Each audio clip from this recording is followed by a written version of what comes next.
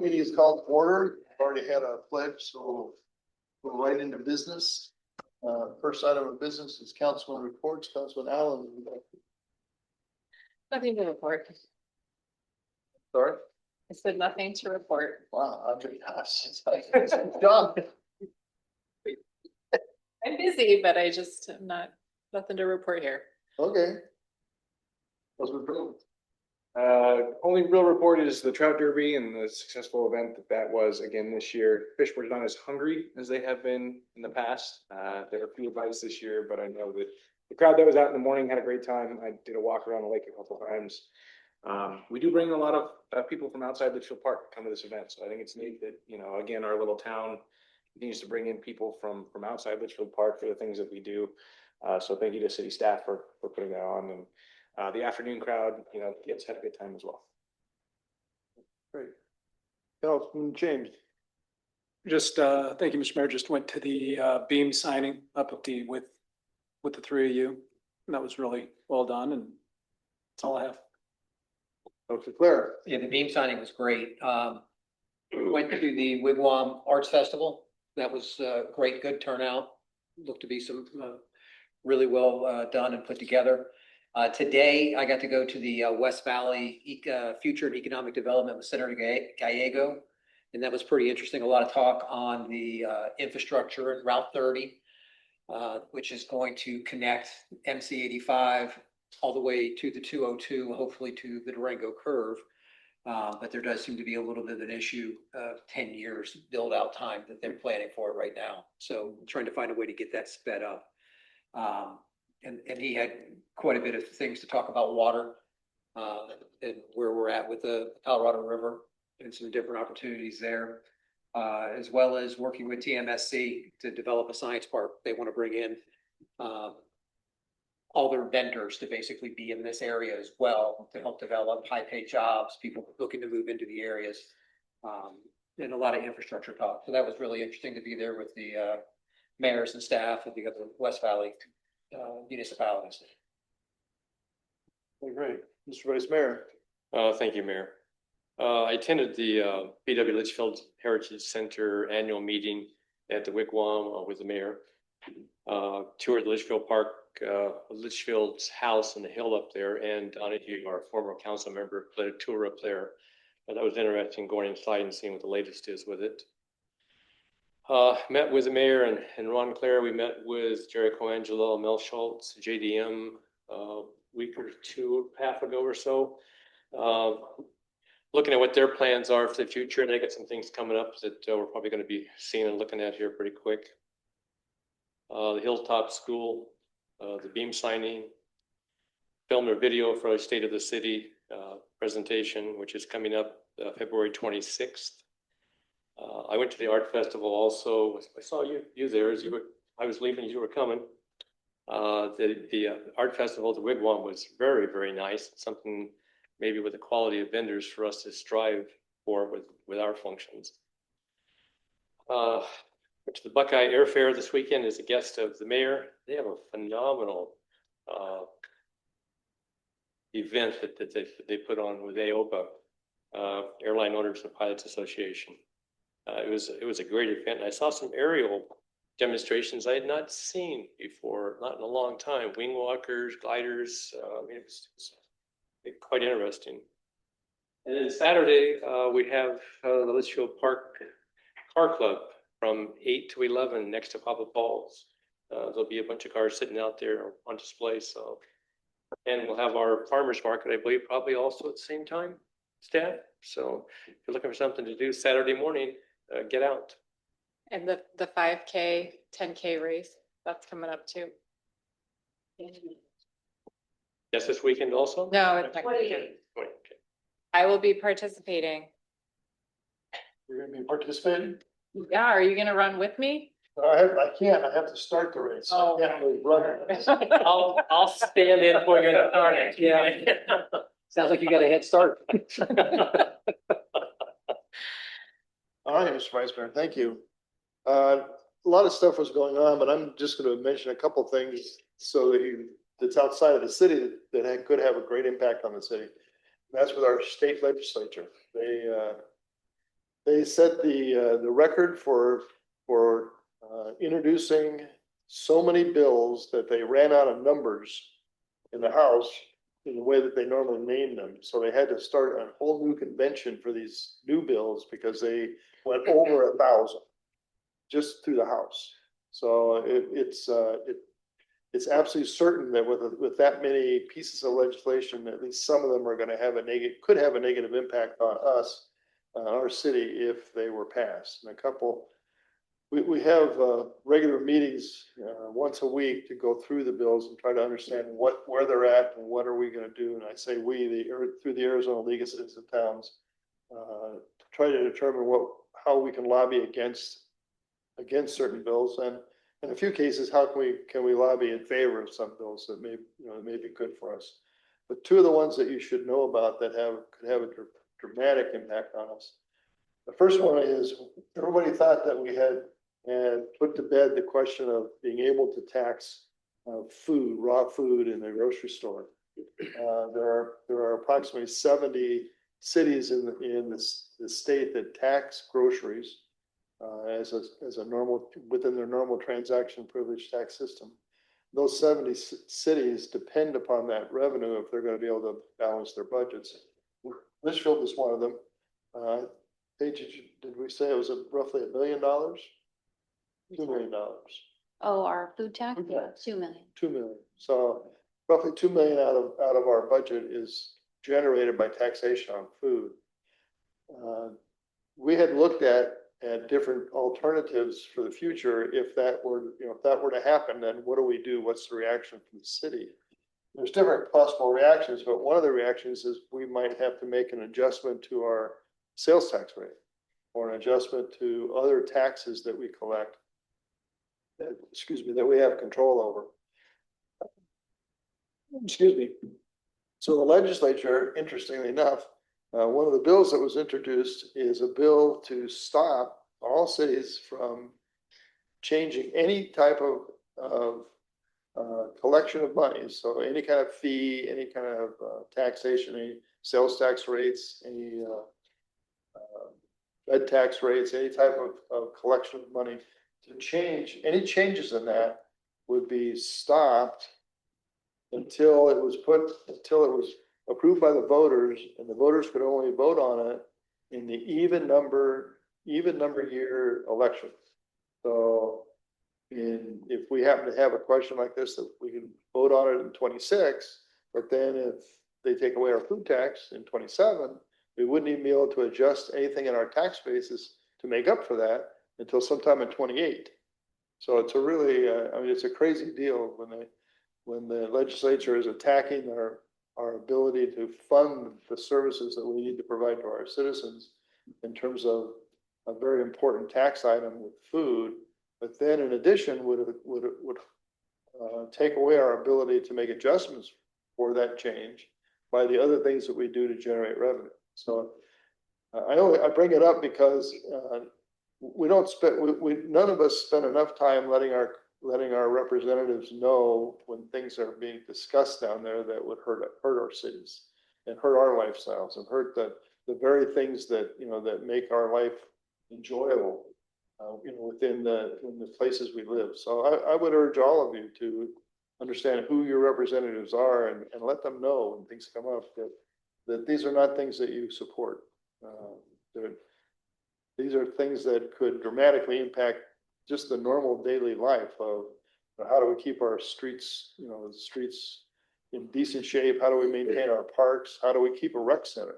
And a rec center is entirely subsidized, a huge amount, 50% or more subsidized by the other taxes that are collected by the city.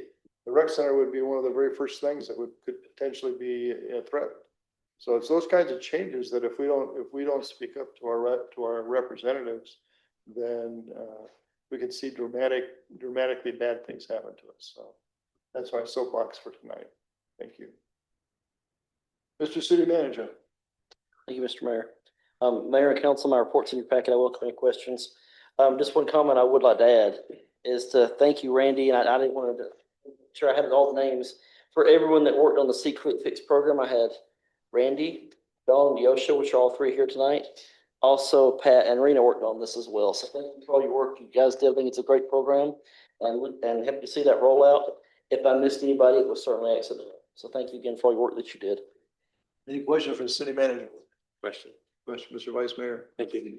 Your report says the city clerk indicated they're processing a liquor license. Doesn't tell us who it's for. Who's asking for a liquor license? It's the Green Olive. They're actually adding a manager, and the Department of Liquor requires the property to be posted and get Right. recommended Yeah. approval. It was just silence in here, whether we're getting a new business or an existing business or something happening. Okay, thank you. All right. Takes us to call the community. I don't have any requests to speak, I don't think. No requests to speak. Takes us to our presentation section. First presentation is from the United Responder Community. They have an award for us. This may be the first time we've ever gotten an award, but somebody came to a council meeting to bring us an award. Actually, somebody come to a council meeting and say something nice. Well, I didn't have- Once in a while, we'll have a nice comment, but we don't get awards. Well, you're the fifth city. So that's me. Hello, my name is Cricket Barrientos. I'm the founder of Sounds of Autism. We are a 15-year organization started in 2011 in Goodyear, Arizona. And we've been supporting the entire state of Arizona, but mostly in the West Valley. Our organization supports autism and others at risk. So we don't just do autism anymore. After 10 years, we realized that a lot of our programs supported people coming out of domestic violence, 90-day step programs after incarceration, human trafficking, PTSD, a lot of senior citizens. And so we decided to serve prenatal till the final farewell of life. And we focus on everything from autism to others at risk. In 2020, Sounds of Autism launched our second pillar. And the second pillar out of 4 is called Unified Initiatives. Unified Initiatives is a program supporting the community and community leaders, bridging the gaps between autism and at-risk populations, and those leading in our community to ensure we work together to create a more adaptive and safe environment for everyone involved. This project was conducted by our education and outreach team and Arizona college students made up of public and private colleges and universities. This is all during COVID, so everybody had in-service hours and they didn't know where to go. Sounds of Autism was one of those places. And we met students from ASU, GCU, Maricopa Community Colleges, and Huntington University, to name a few. Together, we created what we call an adaptive rubric. This was something that we worked on as a progressive program for an entire year. And in 2021, we launched this without any of you knowing. And during that time, we had college students calling offices, seeing how long it took to respond to the needs of those in the community. We had them reach out to educational platforms, first responders, fire, police, victim advocates, people in the nonprofit world, educational leaders. And we watched and measured these rubrics over the last 4 years. And during that 4-year time span, we saw a lot of communities coming together to become more adaptive. And again, you were being measured without knowing. So great job. We have testimonials I'll share with you. That's what the gift bags are for, is for all of you to see the work that was done, the people involved, and all the things that it came of. It was at least 25 different individuals involved, or people, community leaders. The one that really sticks in my mind is Mark Eastless with Agua Fria High School District, Litchfield School Districts also, but him specifically in 2020, he came to me and said, I want to unify my high school district. And what that meant was get rid of the classrooms that just kept those kids in a private little space. He said, I want to become a peer buddy program like yours. And I said, okay, we have a lot of work to do. So anyway, fast forward, I worked with him for many years, and he today is a unified school district. He has kids in the programs, and they're really focusing on even employing many of these kids with disabilities. I'm excited about that, but the biggest thing I'm excited about is you guys have a high school coming, the Hilltop Arts Academy. I met with his team, and that will be our first landing for practicing our skills as a workforce development program. In 2025, I had three different programs that I wanted to create that would bridge the gaps with families and others at risk, along with community first responders and educational leaders. My husband is an 18-year police officer with Phoenix, and I hear about all the bad stuff at the end of the day. And I said, we got to change this. So we've been working on that, and I decided to make a DBA out of each of my programs. And the Secretary of State approved them. So we're really running 4 nonprofits under the umbrella of Sounds of Autism. I have 30 years in the restaurant industry. I understand franchising, and I understand taking a Dave and Buster's in a Main Event and putting them together and strengthening the program. So we did that, and each of those programs are ran or led by an executive director. So I don't have to do all the work, which is awesome. So tonight we are here to say thank you to all of you. The City of Litchfield Park will be recognized by our organization as a unified responder community, along with, right now, we have a few more to go, but Luke Air Force Base, Avondale, City of Avondale, City of Goodyear, Buckeye, and Surprise. They have all completed their rubrics. We want to say thank you to Mayor Schoaf. You and your city council leaders have supported us, not just with your support in recognizing us in the community, but you've also given us grants every year, which has really helped us move along. And I know, you always say we don't have a ton of money, but we're really going to support those that we need to, and you've done that. So thank you. You not only believed in what we stood for, but you supported us, along the path. I've met you a couple times, Mayor Schoaf, in Agua Fria's different community. They have so many things going on. And we've been at the same dinners many times. And we recognize one another, and that's a big deal to us. So thank you. Those rubrics are a big deal because it means that all of you guys pulled together to support a lot of families. And you don't realize how many are in this city, but there's a lot. The last meeting I went to, the City of West Valley Mavericks asked me to come and speak for their, I forget what the name of the night was, and it was in Litchfield Park, and it was at a home, and the owners of those beautiful home, she ran out as I was leaving, and she said, I have a friend who has a son with autism living in our city. Everybody knows him. He's 18 years old. We all fear sometimes that maybe he's a little too aggressive when he walks down the street, that he might get hit by a car, but we all as a community pull together to watch him and make sure that he's safe. The family's looking for a job for him. Can you help us? Absolutely. These are just one of many stories. I have a lot of families in Luke Air Force Base that also live in this community. And I just found out, I think we're moving to a community island of Litchfield Park in the next few weeks. I guess I didn't know what a community island was, but now I do. And so we're going to be residents of Litchfield Park, which is really exciting to me. So anyways, this award is called a Unified Response. And we created this because we want to make sure, as you said, that you're recognized the way you recognize us. So we are presenting this. It's called a presentation of City of Litchfield Park for a Unified Responder Community. And we're hoping that you put this in a place where you can remind yourselves that you've done some really good work. But we also want to remind yourselves that, this is something that you need to support every single day because our community needs that. So thank you guys for all you do, and we really appreciate that.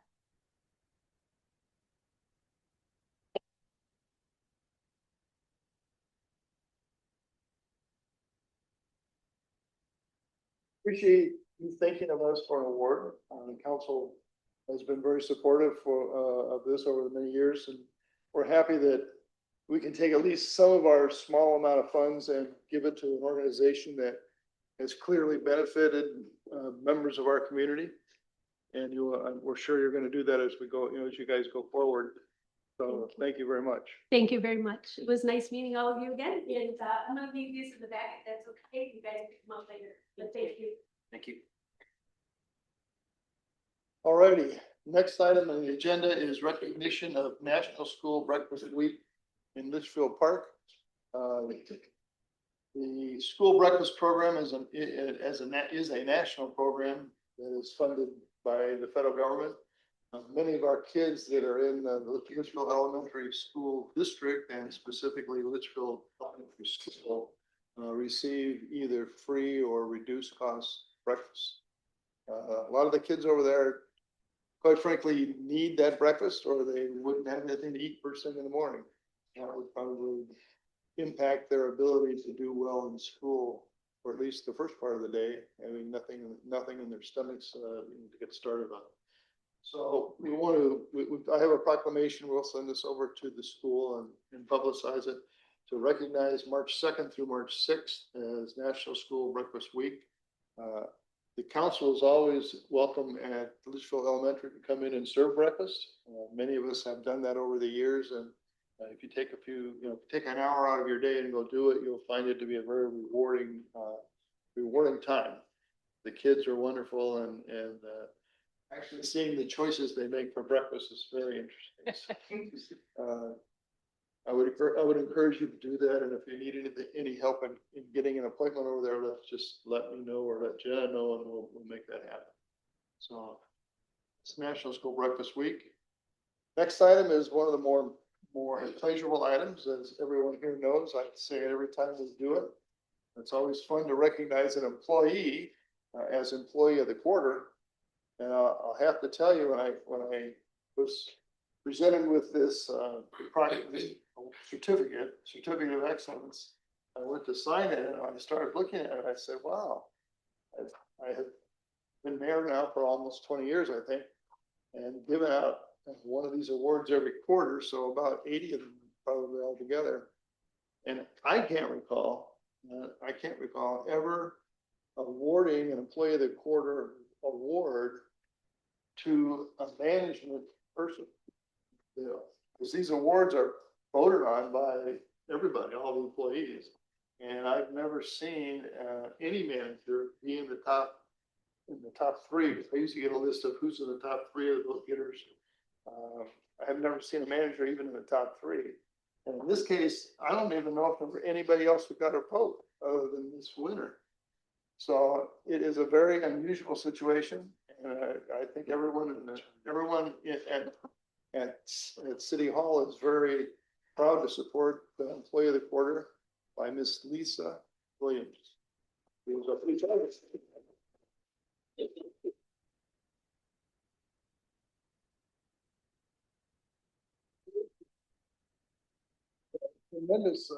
Tremendous recognition of how well you're doing, and how much the employees value you as our HR directors. I appreciate it very much. Thank you. Okay, moving on. We have our monthly reports, starting with public safety, Goodyear Fire. Chief Paul. Good evening, Mayor and Council. I'm Ed Ball, Deputy Chief of Goodyear Fire Department. I have the Fire Department report from January 26th for you. In January, we responded to 92 calls for service. That's 2 calls down from the previous month, but up 14 from January of 25. 81 of those calls were EMS calls. 5 of them were false alarms, 1 natural gas leak, 2 alarm malfunctions, and 2 fires. Community response unit responded to 6 incidents. 2 of those were cardiac arrests, and 1 was called as a bad car accident. Fire prevention did 2 occupancy inspections. Loma had 25 calls for service total, all EMS, and 20 of those were transported. 4 of them were falls, and 1 of the falls was transported. Hacienda had 17 total calls for service. 1 was a fire alarm, 16 were EMS, and they were all transported. 4 of those were falls. Questions from council, Mr. Vice Mayor. I have a couple. We've had a significant spike in the last 2 months, particularly from the 2 businesses where we get most of our calls. Any idea why there's been these spikes? Not really. We've looked at them. There's not a trend. They're kind of all over the place, the calls. Because of that, we have started sending their monthly report that we print to provide you guys with information, sending them to them, so they're aware. It started a meeting, kind of a regular meeting us with Loma. We haven't met with Hacienda yet, but that's our plan, is to meet with them also on at least a quarterly basis, but get the reports to them so they see how many calls they have. My other question, if I may, Please go ahead. you give us a chart each month showing our calls and the calls based upon what the city of Goodyear has for calls. And the Goodyear's calls are based on calls per thousand of population. Ours is based on total calls, which makes these these charts look like we're kind of out of control. Comparing apples to oranges. Right, the report for Goodyear was at the request of, somebody here long before I was presenting to you guys. I ask every time, why are we presenting this? And that's what they wanted. So I have Actually, no idea. Yeah, when it started out, the request was per thousand in both cities. And we got reports for a long time, per thousand in both cities. But then at some point, within your department, you changed. So the report lost its meaning, but it would be good. It should all be per thousand. We can Yeah, go back, yeah, we'll go back to that. What we wanted to see was whether, this city was using your services more, by taking out population. So per thousand Okay. gives us a way to compare our use versus the use, in Goodyear as being a lot larger city. The concern here is that if you look at our population, we have probably almost certainly have the higher percentage of our population in assisted living. And so we're just wanted to see if that tracked through, or we would actually see the usage per thousand was actually being impacted, and then we could drill down a little bit on that. But that was what its purpose was. Okay, So it changed at some point. Yeah. we'll return to that. Yeah, We- that would be good. It would help us actually do a comparison. This doesn't compare anything. Thank Anything you. else? That's it. Any other questions or comments? Thank you for your guys' service to the Yep. community. We appreciate it. You do a great job. Thank you.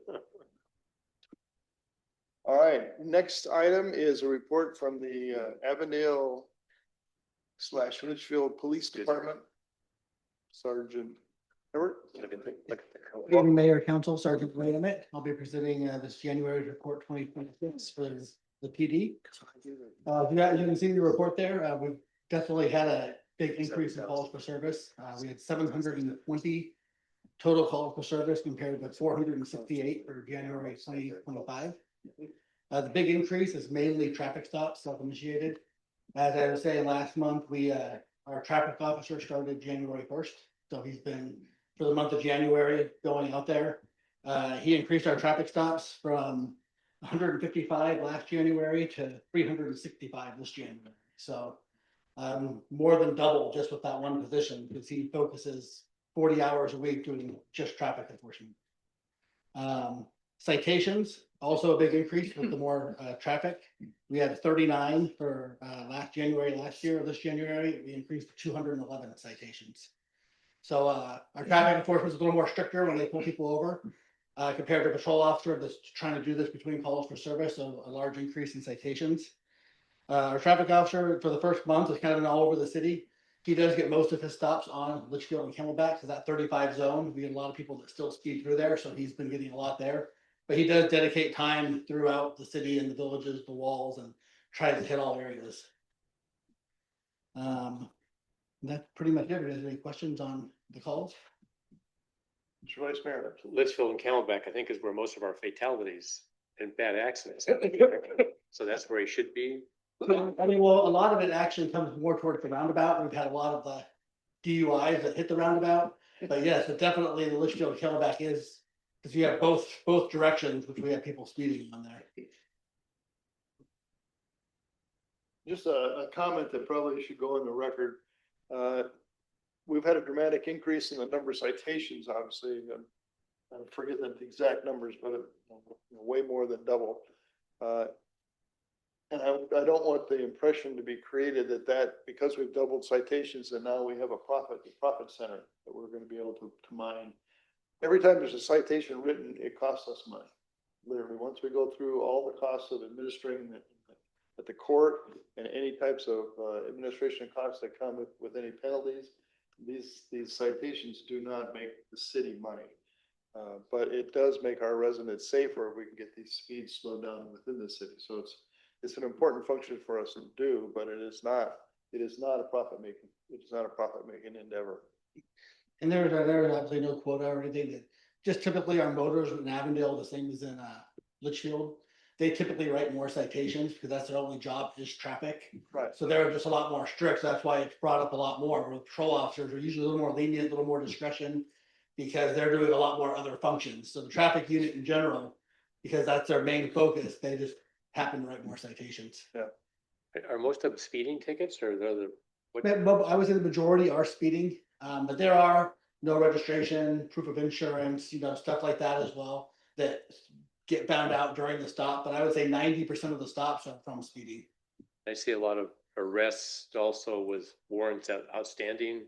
Do they come from that too? Yes, I've seen a big increase in the warrant arrests. That'll probably continue. We get a lot of warrants that pass through traffic where people have warrants.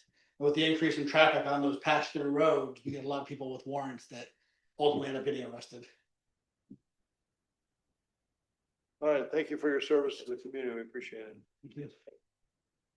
Okay, takes us to our staff reports with a report from Ms. Peterson. Report from Ms. Montgomery. Thank you, Mayor and Council. I don't have, the report is in your packet. I don't have anything specific to point out, but happy to answer any questions if there are any. Questions from council on the finance report? I have one single question. So the Native American Art Festival, are these numbers from the last one we recently had, or are those forthcoming? They're forthcoming. There is a delay between the event revenues post. So next month we should have that. My question is in the last one, and I've looked at this number over the last year, is why does the Native American Art Festival run at a deficit? You'd have to understand the history of that event. It originally ran at such a large deficit that the city decided not to have it anymore. They took it off the calendar because it was just too expensive. It wasn't well attended, and the artists are expensive to bring in. And then a group of individuals from the city who were very dedicated to having the festival. They went out. They came to the council and said, "We will organize this, and we'll get it, and it'll get to break even." So they went out and they traveled from New Mexico and got artists from New Mexico and Northern Arizona. Had some of the best artists. You got the Herd Museum involved in it, doing a jury exhibition, jury competition, prizes. It became kind of a big deal, and it came closer to breaking even. But now those people who were driving force behind it, they aren't putting the time into doing it anymore. They've gotten a lot older, and so they're doing other things, whatever. And I don't know how your attraction of artists has gone, but I'm going to assume it's probably not as good as it used to be. And without the herd as involved as they were, it changes the whole financial deal around again. So it's kind of going back to it like it was, 15 years ago, 10 years ago. That it's becoming an expensive thing, and we'll have to look at whether it makes sense to continue it.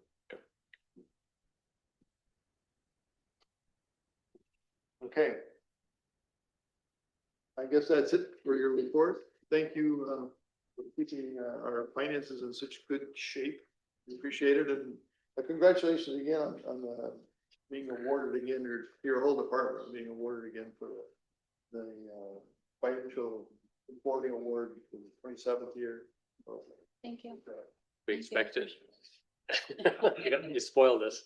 Okay, the next item is an update on communication.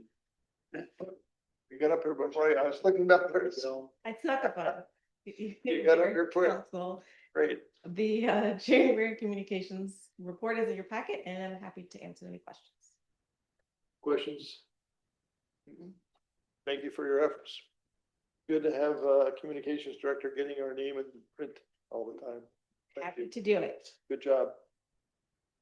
Next item is a report on the flume. Plumes, plural. Lots of plumes.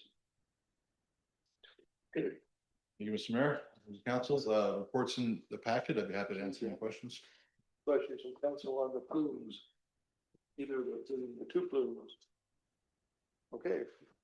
So we'll go on to the next, well, you're not on the next report. Oh, no, you are, capital improvement project, if you are, I thought I was gonna say Randy, but Randy's the next one down. Save the best for last. He's special. All right. Capital improvement projects report. Thank you, Mr. Mayor, and the council, CIP project, reports in your packet. I'd be happy to answer any questions. Questions for council about the capital improvement projects? Councilman Frater. So it is later on in the consent agenda, but the Dysart and Camelback intersection. So the photo that Randy put up earlier, that intersection shows some pretty significant alligator cracking, particularly in the south, what would be the southeast quadrant. Is mill and overlay the right procedure? How long is that gonna get us? Or do we have like real sub-base issues in that intersection like we did down at Dysart and Indian School? Councilmember Fraser, that's a good question. We did have geotech completed with the turn lane effort, and it compares really well with the Maricopa County structural section, which was pretty significant. So based on the evaluation, I don't think there's any subgrade problems. It's just the asphalt didn't get regular rejuvenation like if it was in the city. Even McDOT had it. I think 2008 was when it was constructed, and it sporadically got a few slurry seals here and there. They didn't do very much crack sealing until it got a little further along. So when we do the mill and overlay, we are taking a chunk out of a little more than normal, and we put 3/4 back in, so it's a more robust piece going on top. Thank you. The right turn lane for Camelback and at Dysart. If we do not include that in what's in the packet for approval tonight, so the emergency rebuilding of that intersection, if we don't include it in that, will it cost more to add it later? Or is the curbing such that we don't really need to do much other than just, we can cut it, we can stop the improvement, and then when we come back and we can just put the lane in and have it all fit without a problem? Mr. Mayor, it comes down to, it will be cheaper, and the mobilization, same contractor doing both work. So it will be economies of scale. Will give us a better deal. So is it in your proposal that we're looking at the consent agenda to put the right turn lane in also? Oh, no, this is not to add the right turn lane. So at Litchfield and Camelback, what we'll do on the northeast corner. No. At Camelback and Dysart. I'm sorry. There's a right turn lane that I thought we had approved, and I actually thought it was part of the wall project, but then I found out tonight it's not part of the wall project. It's gonna be part of the Camelback Road project, and that's fine. The question is, if we postpone the right-hand turn lane until the Camelback Road project, is that gonna add a significant cost that we could save by doing it as part of the intersection work that you're proposing in the consent agenda?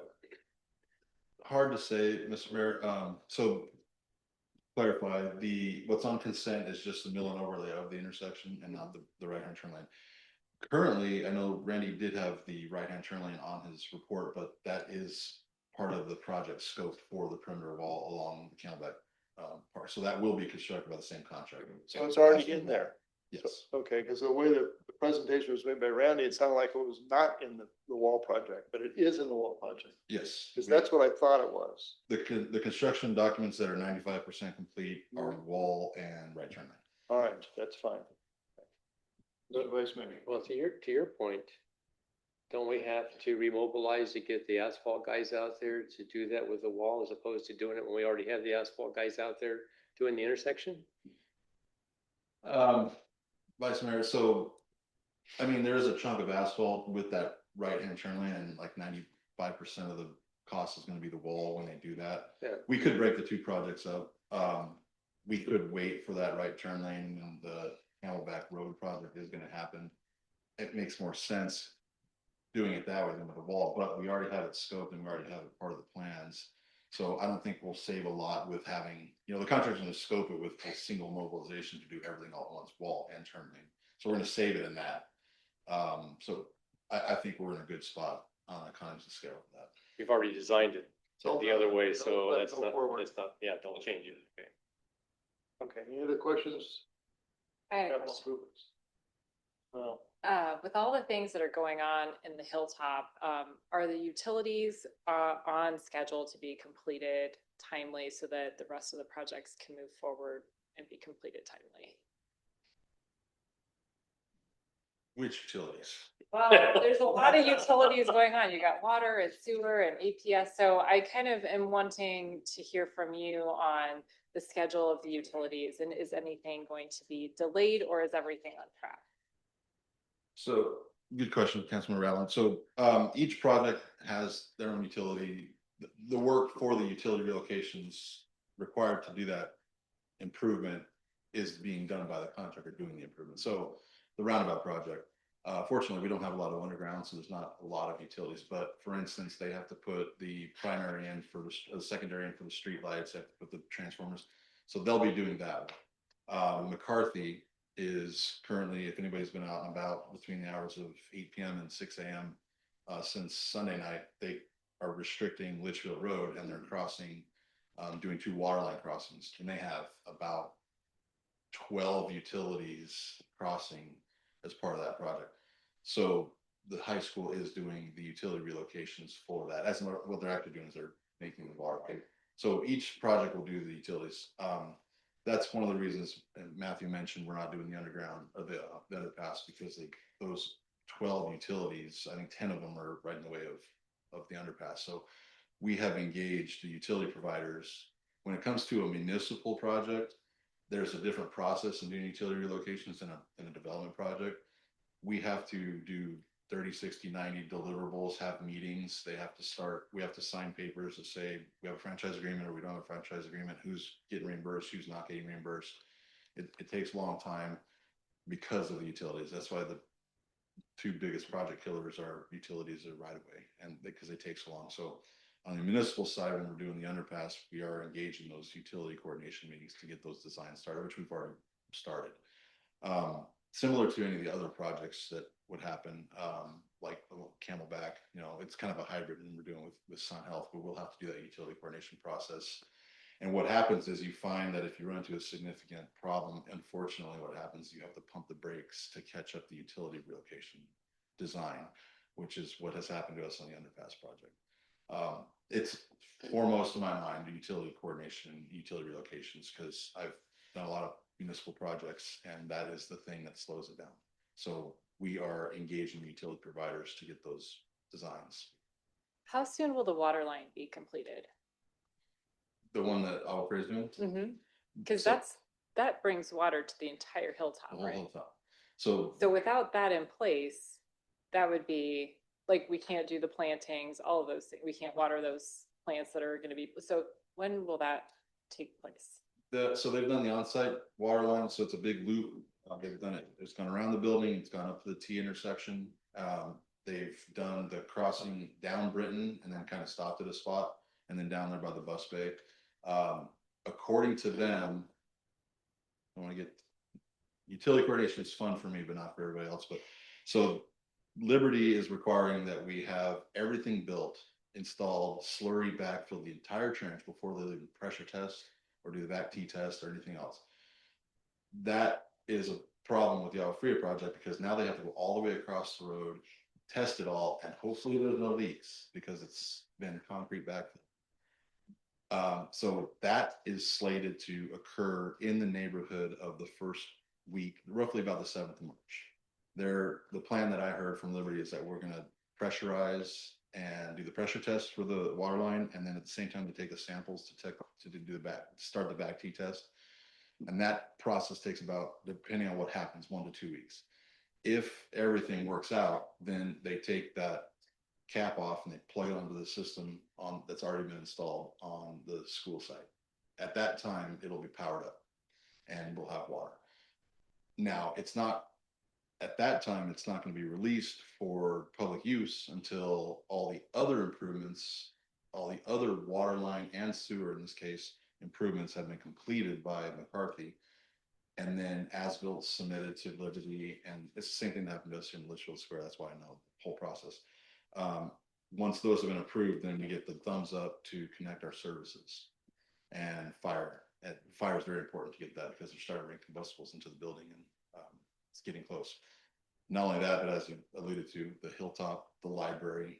The library, I take that back. The library is not connected to, I keep forgetting, we've gone through so many iterations. Library actually gets connected off the main out in the street. So that one's gonna happen sooner than the school, I think. The Heritage Center, which one is that connected to? The school. Okay. So that one depends on all of this, and so does the entire hilltop. So are we, one of the things that came up last time was the readiness of the Hilltop Park.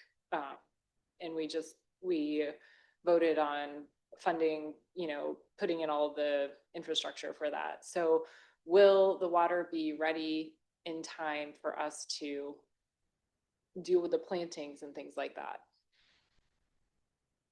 Yes, right. Or will it give we're us getting a- close. We are, so that was a concern we actually talked about. That's why I say yes, because we were told yes. But you gotta beat that heat, and that's where we're getting really antsy, because what happened to our Fria project was a delay because of APS. A combination of APS and Liberty. The utilities should have been done in about December according to the original schedule. That's all great until you actually get into the weeds and figure out that we don't have all the easements, that there's line extension agreements, there's the different the easements to be recorded, the approvals from Maricopa County environmentals. All these things came together in addition to the school couldn't install all the on-site electrical until all the water and sewer was installed, because you can't put electrical because then you can't snake water and sewer. So all that came together in March. We were supposed to have everything hot by now, which includes the hilltop plant for all the planting, for the main house, for the casitas, for everything. Actually led to one of the reasons on why we took the library services off connecting to the school, was because of timing, and it was also, we had an opportunity to connect our services in different locations and go faster. So a lot of these iterations happened, and now we're in the end of February, and we're just now getting our water line connected, and the APS on site is also currently getting connected.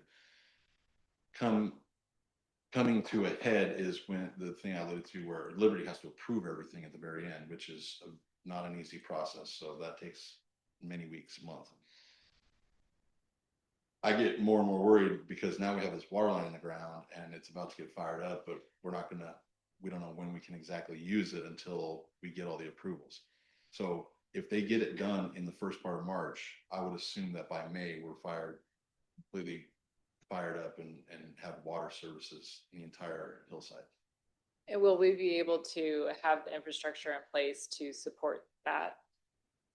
The water going out and everything? In order to help that situation, I've talked to Hayden, our library contractor. So once the water line is connected, instead of waiting for whatever contractor, maybe it's Hayden, we don't know, but Hayden library contractor can install the services before we pave the library parking lot, ahead of any contractor that might mobilize on the hilltop. If we have it, if the system is hot, so we'll have Hayden, we'll pay them out of the hilltop fund to put the services in behind Randy's playground, and that connection, which includes booster pumps, includes fire connections, includes the jockey pumps, includes the sewer connections. All of that can be installed sooner so that we have the infrastructure in place to connect the two casitas in the main house, and then of course fire up the irrigation on the hilltop. So we're trying to hedge our bet by doing things like that to see what we can have the contractors that are out there that are already mobilized. What can they help us with? So we've been thinking along the same lines to try to catch up. I appreciate that you've kind of built in some contingencies for what may or may not happen, but I appreciate that. Thank you. Okay. Any other questions for Mr. Duronsky? Thank you for your report. Now we have a special projects update.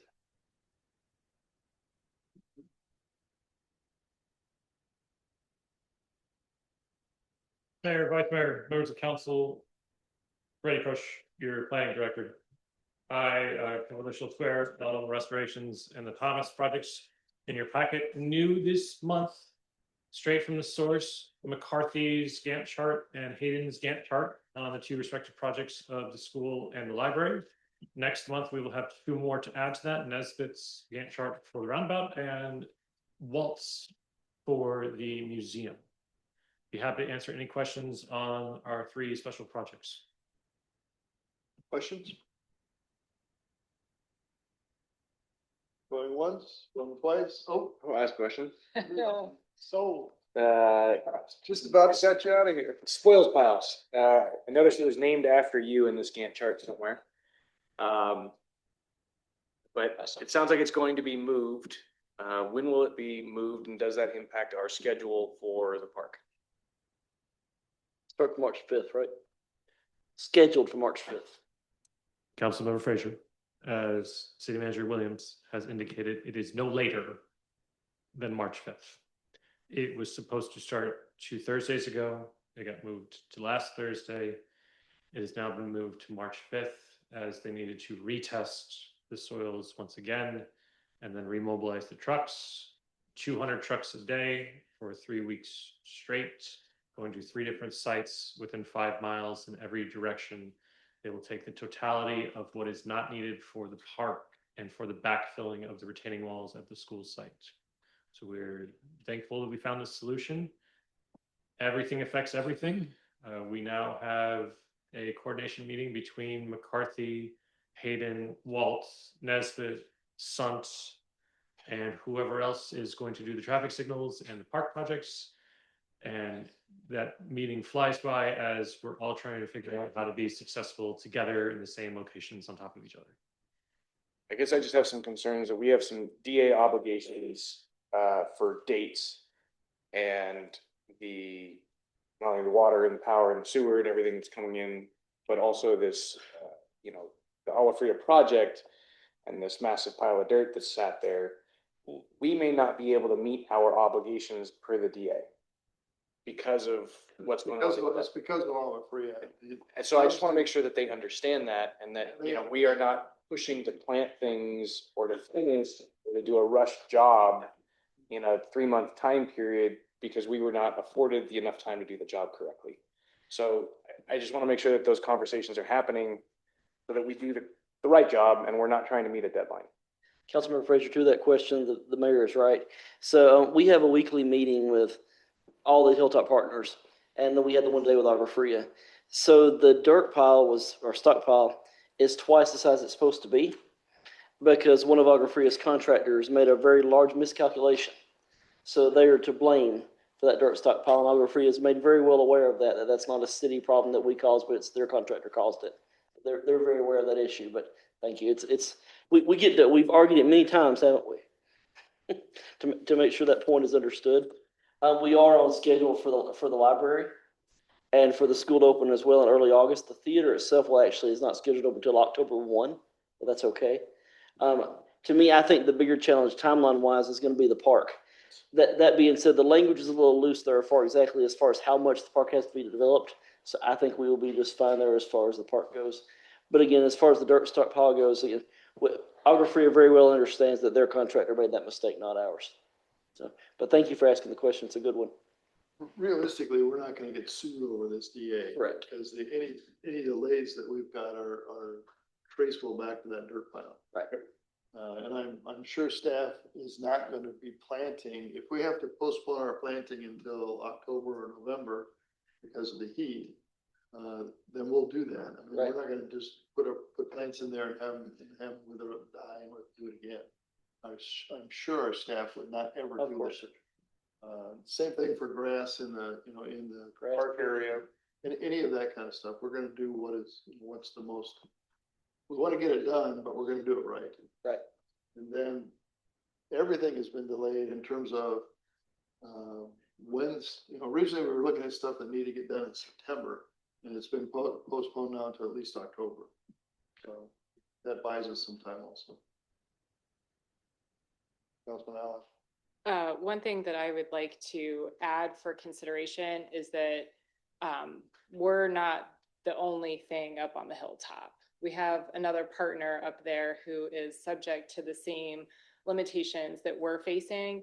And so much as the concern is, are we not meeting our DA obligations? And is that a problem? There are other agreements that we have with our partners, and I would want to treat them with similar amounts of grace as well, since they are in a very similar situation. I appreciate your comment. I understand exactly what you're saying with grace. Thank you. Okay, anything further? Uh, Any questions? Well, Yes, I you- think we asked our questions. Thank you. I would like to clarify one. Tell us. Yes, thank you. If you'll see in your packet, we on paper do have a 2-week delay on the library. If you notice, there isn't any steel. We had an issue with our manufacturer. We switched manufacturers. That steel is now forthcoming. So on the Gantt chart, it will show a 2-week delay that will be addressed in the coming months to catch up and be back to square one by the time of opening. We're still gonna be good. Yes. Maybe there'll only be one book in the library. Yes. Thank you. Any other questions? Nothing to add? Mr. Pooch? No, nothing more down. Okay. All right. Magistrate court report is in your packet. If you have any questions, get a hold of the city manager. Next item is items 7, consent agenda, items A through D. Is there any member of council that wants to take any item off of the consent agenda for further discussion? D. Huh? D. D, all right. D, right? D is in dog. Okay. Anybody else? If not, is there a motion to adopt the consent items 7A through C? So moved. Second. All those in favor, please say aye. Aye. Any opposed? All right, those are adopted. Okay, booster pump surplus or sale. Question is what, Mr. Weissman? This is to dispose of a pump that's large enough to need a crane to move, apparently. I've read this multiple times and I have no idea what you're asking us to do. Yes, We're gonna give it away, throw it away? We're gonna auction it? What are you asking? Yes, sir. Mr. Vice Mayor, we're asking for the flexibility to do either, sir. Because we would love to try to sell it. That being said, it's a very large item. To load this will likely involve a semi and a crane, just to pick it up and set it on a trailer. It's currently behind the Hayden trailer on the job site. I've actually been up there to visit it myself. I think there's maybe large farms that could use this, but it will be a trick to load. Anything like that involves, it's tricky to load, it's a little complicated to sell. So we would like to sell it, but we'd ask for the flexibility if we had to scrap it that we could. It's in the way. It needs to disappear off the site. So you're asking permission to try and sell it somehow or auction it? I'd like to have the or- flexibility to surplus it if we can, but if not, to scrap it if needed. That's why it's worded that way, sir.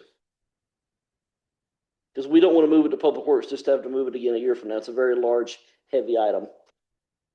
Once you get it, what the cost of moving is gonna end up being Correct. as much as the value of the pump. I probably. was gonna say, do we have a value of the pump?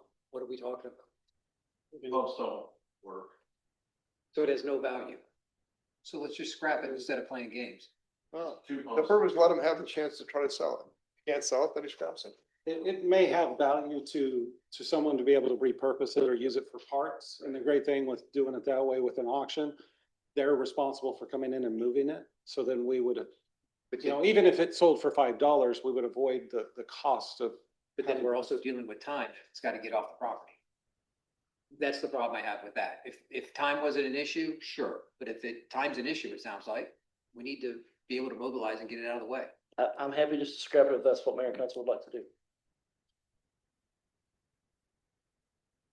I know. My suggestion is we've been given a suggestion by staff on how they want to handle it.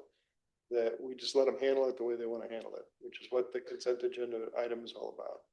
It doesn't have to be on auction for a very extended period of time. A lot of the auction items like this are on there for 5 to 10 days at most. And then you would know if it doesn't sell, you list it with no reserve. If somebody bids $5 on it, you're good. And then you'll know within 10 days whether or not you're able to save that cost. And sometimes oddball items like this will sell and people pay for it and they don't pick them up. And the best part about it is you get to keep the money. I once sold $10,000 worth of trash cans to a city in Alaska and they never came and picked them up, but the city got to keep the money, so, anyway. We sold what was the turtle? The turtle from Turtle Park. That's Before- right. Just before your time. We sold the turtle and nobody got the turtle. I think eventually it went to awful. Anyway. Never know what crazy bidder's gonna buy 14 Motion. issue. Is there a motion to place the existing pump on either surplus or disposal as the staff desires to be most efficient and effective for them? So moved. Is there a second? Second. All those in favor, please say aye. Aye. Any opposed? All right. No. Go forth with great gusto on the pump. Next item is resolution concerning personnel policy. Ms. Williams. Mayor, Vice Mayor, members of the council, good evening. I have no formal presentation.